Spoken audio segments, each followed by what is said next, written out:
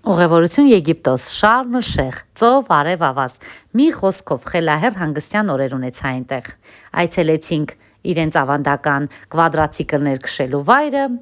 այստեղ ինձ օգնում են գլխաշորը կապել, մի խոսքով, վերջում էլ այցելեցինք բիդույների համար նախատեսված ահա այս վայրը, որտեղ որ հիմնականում իրենց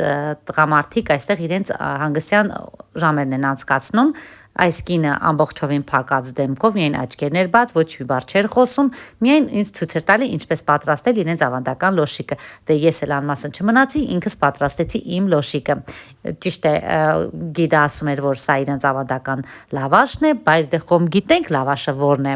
Մի խոսքով, քամուն հակառակ ես փորձեցի անընդհատ իմ լավաշը տխել, ինքը անդադ փորձում էր իմ ձեռքից լավաշը տանել, բայց ես իմը պնդեցի ու իմ լավաշը միջև վերջ թխեցի, այստեղ չենք մոռանում սրտիկել ու լայքել ու բաժանորդագրվել, տեսեք, փորձում է անդադ քամին տանել, բայց վերջը թխեցինք, համտեսեցինք իրենց ավանդական մեղրով, որը կոչվում է տրասնիկովի մյոդ, այլ կերպ ասած եղեգնաշաքարից պատրաստված ինչ-որ հեղուկը, որը դոշաբի էր նման, եթե հավանեցիք հոլովակը սրտիկ